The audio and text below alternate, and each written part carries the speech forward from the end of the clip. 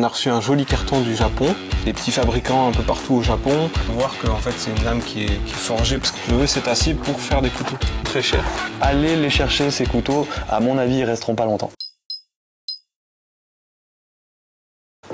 Salut, bonjour à tous, bienvenue sur la chaîne couteauduchef.com dans notre série Coupé et décalé. Je suis Florent, le fondateur de Couteau du Chef. Et moi je suis William, le deuxième fondateur de couteauduchef.com. Donc bienvenue dans cette vidéo, on a reçu un joli carton du Japon. Ouais. On va vous présenter un petit peu les produits qu'il y avait dedans sur notre belle marque Yuzo et reparler un petit peu d'où vient la marque. La marque Yuzo, c'est en fait une marque qu'on a créée en 2023 à peu près. L'idée c'était d'avoir une marque purement de couteaux qui sont fabriqués au Japon. Ouais. Et là on est allé chercher des petits fabricants un peu partout au Japon, quelqu'un qui peut nous faire des bons manches, les assembler, une autre personne pour faire une lame, etc. Ah attends, donc ça veut dire que tu as une boîte une société qui va te faire la lame et une autre qui va te faire le manche. Ouais. Ah ouais, ok. Une fois, il y en a il fait que la lame, il va l'envoyer à un autre japonais qui va recevoir le manche et il va assembler, un autre va nous fournir la boîte, etc. Ok. Donc on a réussi à trouver des fois des japonais qui viennent de Seki, de Niigata, etc. Donc différentes régions du Japon. C'est ça. Et eux, ils se connaissent entre eux, les mecs, habituellement ou... Alors des fois, ils se connaissent que de nom et ils travaillent pas ensemble. Ok. Des fois, ils travaillaient déjà ensemble, mais c'est plutôt rare. Ok. Et après, bon, c'est facile au Japon, il y a une confiance là-bas. Ok. Si on a des couteaux Yuzo, alors Yuzo ou Yuzo Amono? Alors Yuzo Amono, c'est en fait ça va être tout ce qui coupe. C'est comme on dit une coutellerie en fait. D'accord. En traduction pure. Voilà. Ok, coutellerie Yuzo. Ok, d'accord. Donc là, ce sont des couteaux qu'on avait déjà quand on a créé notre marque là, notre marque Yuzo. Et ça, c'est les nouveaux couteaux. Oui, alors c'est des couteaux qu'on a déjà, mais qu'on n'avait pas avant de créer la marque Yuzo. Ah oui, voilà. Ok, c'est des couteaux, on va dire, de la saison de l'année dernière, de 2023. Et là, par contre, c'est ce fameux carton que tu viens de recevoir et que tu veux nous présenter aujourd'hui. Exactement. On montre un peu cela. Et puis après, on va passer sur la nouvelle gamme. Ok, super. Donc là, la boîte, on a un petit dragon sympa. L'écriture, c'est du washi, donc c'est un papier japonais. Washi. Ouais. Donc c'est fait. Tout ce qui est wa, c'est wagyu, etc. C'est japonais. D'accord. Wagyu, c'est le bœuf japonais, etc. Ok, d'accord. La boîte est jolie, jaune comme ça. Hein. Voilà. Ça fait sympa. Hein. Ça, c'est un petit papier qui, en fait, ça absorbe un peu l'humidité. C'est tout ce qui est couteau qui peut avoir du carbone, qui n'est pas inox. Ils mettent ces petits papiers ou des fois c'est la lame qui est complètement dense au papier parce que ça absorbe l'humidité. Ça va protéger. Ok. Donc là, super. Là, on est sur une lame. On peut voir que en fait, c'est une lame qui est forgée parce qu'elle est beaucoup plus épaisse ici, près du manche. Ok, donc là, tu dis ici, c'est très épais. Voilà. Ok, donc ça prouve que c'est une lame qui est forgée. Voilà, on voit qu'elle est plus épaisse qu'un couteau qui va être juste découpé dans une plaque d'acier. En fait. C'est un acier SLD, c'est un semi-inox. C'est à mi-chemin entre l'inox et le carbone. Ok. C'est extrêmement tranchant. Ok, donc ça veut dire qui dit carbone dit entretien obligatoire. Voilà. Pas d'eau et sinon ça va rouiller. Voilà, c'est moins d'entretien qu'un pur carbone. D'accord. Mais plus qu'un inox. Et par contre, ça a des capacités de coupe qui sont supérieures. Ouais, lui, en fait, c'est un acier récent. Ok. Je ne sais plus si c'est Hitachi, je crois qu'il a fabriqué à la base pour couper l'acier. Un acier qui est là pour couper l'acier. Donc c'était pour faire des machines-outils, on va dire. Ok. Et puis au fur et à mesure, les fabricants ont dit non mais moi je veux cet acier pour faire des couteaux. Ah bah ouais, je comprends en même temps. Et alors tu nous as pas dit, mais en gros cette gamme-là, tu la vends combien? Là, je vais pas dire de bêtises. En Santoku, on va être à 199 € le Santoku. Quand même, c'est pas donné. L'acier SLD coûte très cher. Ouais, mais bon, après t'as un bon couteau entre les mains. Ça. Et puis le manche c'était, on a oublié d'en parler, mais le manche c'était ébène. Ok, et puis de la petite. Avec du cognacier, un anneau de cognacier. Ah ouais, ok. Donc là, toute la partie, la grande partie c'est de l'ébène et cette toute petite partie là c'est du cognacier. C'est ça. Ok, donc c'est. C'est deux bois qui sont très costauds, très chers. Ok. Ah non, c'est beau. Hein. Attends, je vais enlever quand même. Des bois qui résistent bien quand même à l'eau. Ok. On a un martelage un peu quadrillé. Et t'as quand même ici, alors je sais pas si on le voit bien à la vidéo, mais t'as quand même le marquage japonais ici de il y a écrit Yuzo, ouais, il y a écrit Yuzo plus le sigle de la marque en fait. C'est ça. Super, bon, c'est vraiment une très belle finition. Ok, donc ça coupe très bien, ça vient du Japon. Est-ce que c'est facile à acheter pour toi et est-ce que tu en as beaucoup? On en a pas mal, on a des réappros qui sont déjà organisés, donc on s'en sort. On s'en sort. Des fois que le Japon, il y a 2 ans d'attente. Et ça, c'est son cousin, on va dire. Celui-là, hein. Son cousin, donc l'évolution des boîtes, maintenant il y a le petit papier japonais supplémentaire. Trop mignon. Ouais, très joli. Et ça, le cousin, en fait, c'est la même base, sauf que il est poli plutôt qu'être en noir brut. Noir. Non, franchement, il est beau celui-là. Moi, je préfère. Hein. Et le manche, c'est de l'olivier pour la grosse partie. Waouh. Et toujours du cognacier pour il claque. La vitre. Non, il claque. Rien à dire. Trop beau. Ok, donc cognacier ici, et là olivier. Franchement, les finitions, c'est vraiment, vraiment très beau, quoi. Le manche, je vois que c'est bien travaillé. Et là, pareil, de nouveau, on a cette épaisseur de lame ici qui nous prouve que c'est bien un couteau qui est forgé. Donc quand tu dis couteau forgé, c'est voilà, c'est un travail qui est malgré tout fait en usine. C'est pas un petit forgeron qui travaille de son côté. Voilà, c'est une petite usine, un petit fabricant, mais il le forge. C'est-à-dire qu'ils reçoivent des petites pièces d'acier qui peuvent le taper au marteau pilon. Ouais. Au spring hammer, ils appellent ça en anglais, un marteau avec une sorte de courroie fonctionne au pied. Et c'est eux qui forment la lame comme ça. Ok, donc là pareil sur cette gamme là aussi, donc tu as dit c'est le même prix, grosso modo c'est 200 €, faut compter 200 € pour un... Non, 160 un peu moins, celui-là. 160 € pour un Akiri, donc bon ça veut dire à peu près la même chose pour le Santoku je dirais. Oui. Ok, donc on est quand même sur des prix qui sont pas donnés, forcément ça vient du Japon, hein, mais bon d'un autre côté tu as dit, tu arrives quand même à en recevoir, mais c'est pas comme si tu pouvais en commander 1000 d'un coup. Non, c'est ça. Voilà. Et puis là, en plus, à la base, je crois qu'il devait être à peu près dans le même prix. Et puis au final, on a eu un contact et ils nous ont dit, bah finalement, le noir, donc le brut de forge, il va coûter 25% plus cher. Comment ça se fait? Récemment, il y a eu des augmentations de prix de 20 à 30% par an. Et là, sur celui-ci, je sais pas, c'est la méthode de fabrication ou autre, ils ont eu des grosses augmentations de tarifs dessus. C'est pour ça que finalement, lui, il est à 200, alors que l'autre, il se retrouve à 160. Bon, écoute. Après, moi, je te dis, après, c'est une histoire de goût. Moi, je préfère celui qui est un peu plus clair. L'olivier, c'est très joli. Maintenant, je comprends aussi, le noir, ça en jette, quoi. Ça en jette. Bon, ok, c'est bon. C'est des gammes existantes, il y en a encore quelques-unes en plus sur le site. Ouais, parce que Yuzo, finalement, c'est assez gros. Il commence à y avoir pas mal de gammes. Parce que tu travailles avec, on a quoi, peut-être 3-4 différents fabricants qui bossent avec nous là-dessus. Ceux-là, c'est Niigata. On a un petit forgeron aussi indépendant.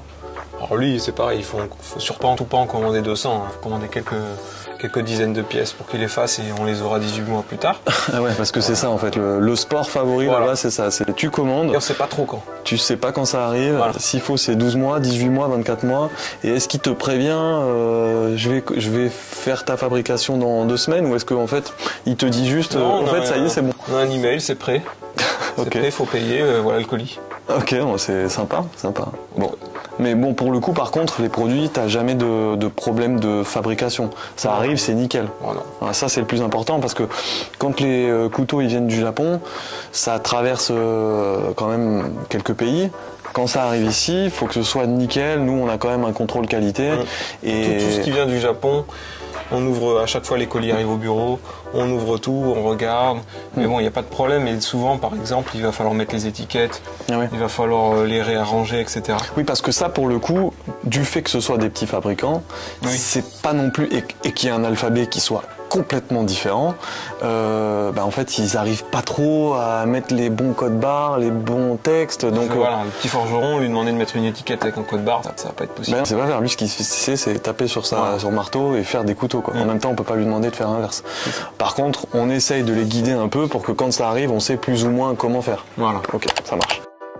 Donc ça, c'est la nouvelle gamme qu'on a reçue. Donc c'est une seule gamme, 4 modèles. Ok. Ah, il n'y a que 4 modèles dans la gamme. 4 modèles. 4 modèles. Restez simple. 4 modèles. Pas plus. 4 modèles. 4 modèles. 4000. 4000. Ok. Ok. Alors, vas-y. Donc 4 modèles, pas plus. 4 Ok. Ok. Donc là, on a j'ai voulu partir un peu sur de l'inox. Donc on est sur un Sanmai VG10, donc c'est un 3 couches en VG10, martelé. Vas-y, mets-le comme ça, un peu, ce sera plus facile. Waouh.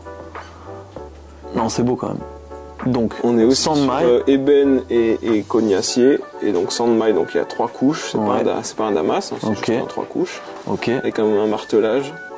Ok, alors là regarde, la lame elle est pas trop épaisse. Donc là, est-ce que c'est la même chose que l'autre finalement? Là, c'est pas une lame forgée. Une lame qui est coupée dans une plaque de VG10 en fait. D'accord, ok. Une plaque de sandmaille de VG10. Ok. C'est un petit fabricant qui est à Seki. Ok. Ok, bon, très bien. Et bah donne-moi un prix. C'est ça qui m'intéresse. Le petit, je crois qu'on doit être à 109. Donc t'es quand même un peu moins cher déjà. Ok. Je voulais rester dans un... Et t'as vu que sur celui-là, pour le coup, le logo, au lieu d'être gravé dans l'acier, il y a un laser en fait. C'est ça. Ok, mais c'est pas plus mal, ça se voit mieux, c'est pas négatif, je trouve, c'est juste que ça change quoi. Sur le martelage, c'est toujours compliqué de... Ah, d'accord. De faire la gravure donc à la presse ou des fois ils font à la main avec un petit marteau et un tungstène. Ok. C'est toujours compliqué parce que il y a des endroits plus ou moins profonds dans le martelage. Ah oui, donc ça va mal le faire. Eh oui, ok.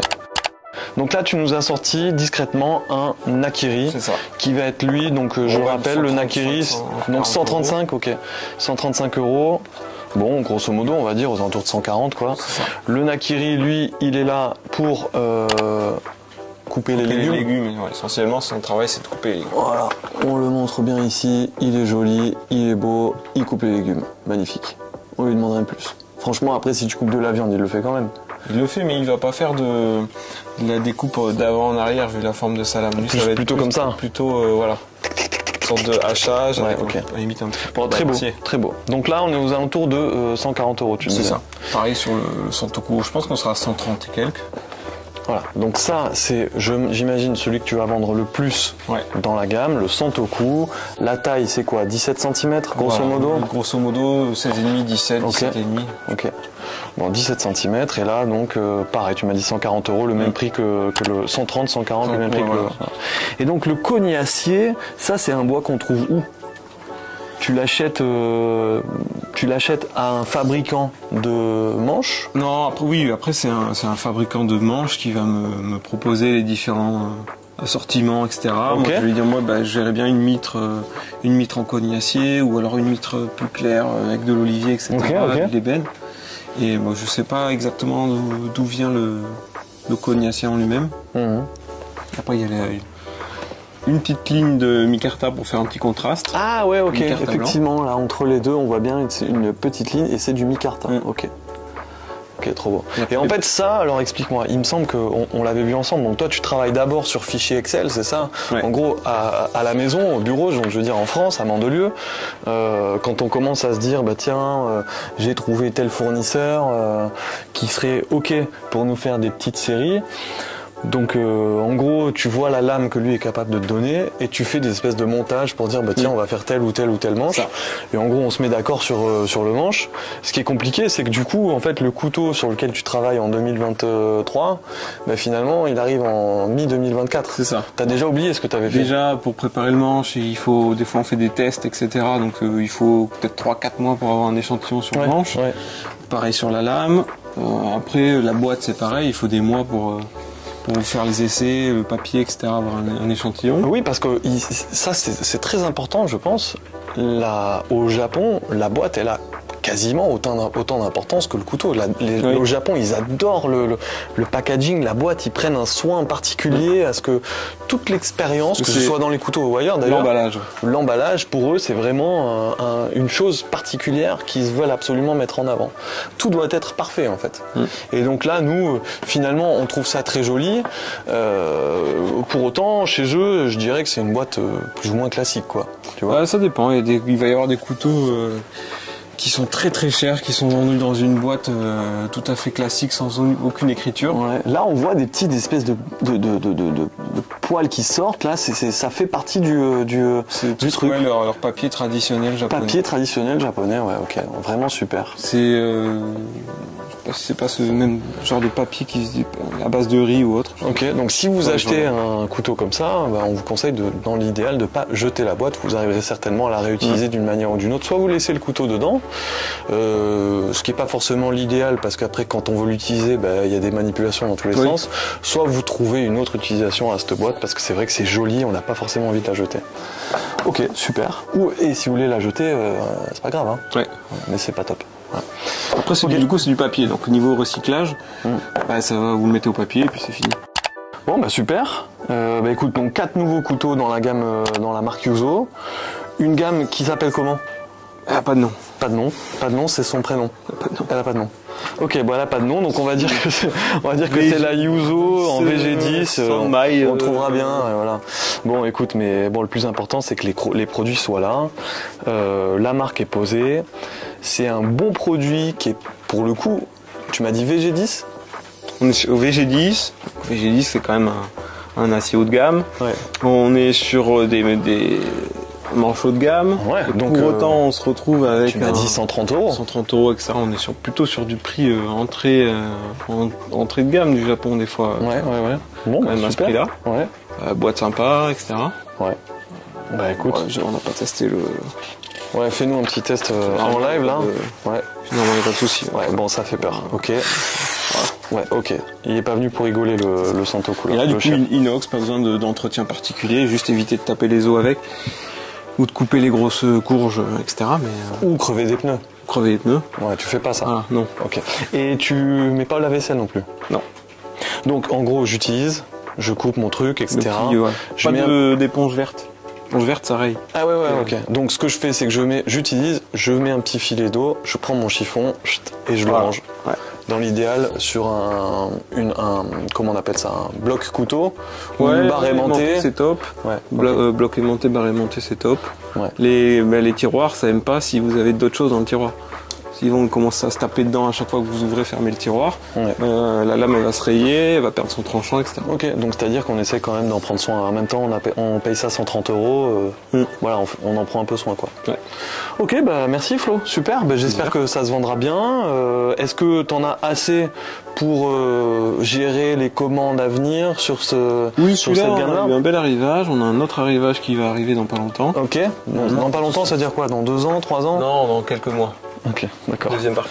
Bon, ça marche. Mais on reste sur 4 modèles. C'est petit, mais ça fait le max en fait, tu vois, avec cet universel comme ça et le Santoku, déjà tu vas pouvoir faire un maximum de découpes dans ta cuisine. Je parle pour les particuliers. Alors, après les professionnels, voilà, pour les professionnels avec tout ça en couteau japonais, on est quand même large. Il manquerait éventuellement un sashimi, tu sais les grands couteaux, voilà, mais bon, peut-être par la suite. Ouais, un sujiki sashimi, on va voir. Allez, ça marche.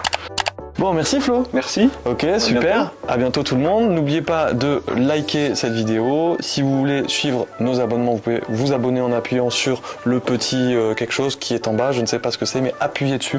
Voilà.